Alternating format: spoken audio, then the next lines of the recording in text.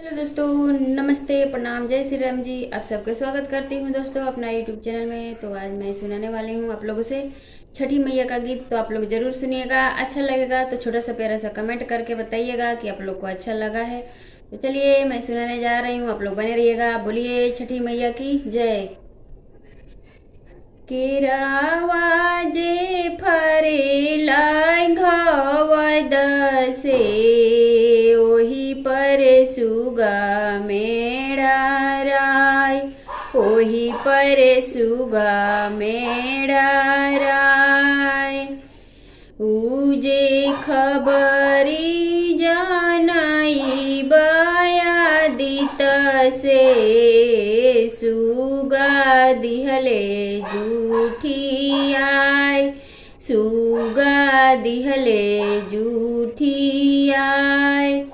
नारियल फरेला घवद से ओही पर सुगा मेड़ा राय, ओही पर सुगा मेड़ा राय।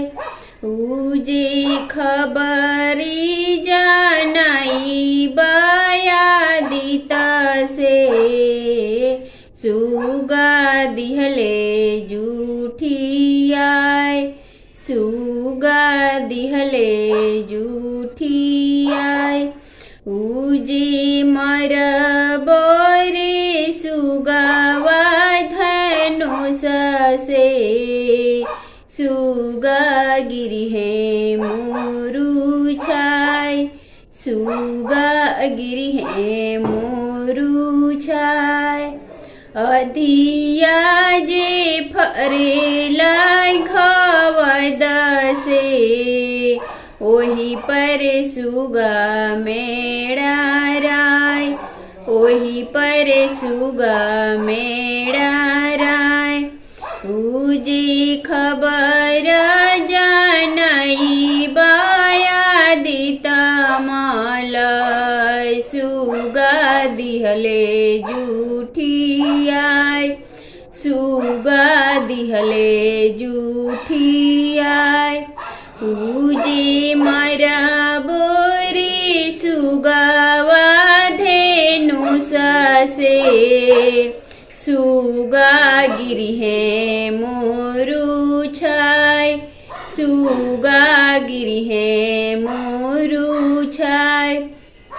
मुखिया जे फरेला घवद से ओही पर सुगा मेड़ा राय, ओही पर सुगा मेड़ा राय। उजे खबर जनाई बयादित मलय सुगा दिहले जूठी आय, सुगा दिहले जूठी आय। उजे सुगावाय के मरब धनुष से सुगा गिरी है मोरू छाय, सुगा गिरी है मोरू छाय। अमरुधिया जे फरेला घवद से ओही पर सुगा मेड़ा रास, ओही पर सुगा मेड़ा रास। उजे खबरी जनाई बयादित से सुगा दिहले जूठी आय, सुगा दिहले जूठी आय। उजे मरबो रे सुगावा धेनुष से सुगा गिरी है मोरू छाय, सुगा गिरी है मोरू छाय। उजे सुगानी जे रोवेली वियोग से आदित होई ना सहाय, आदित होई ना सहाय।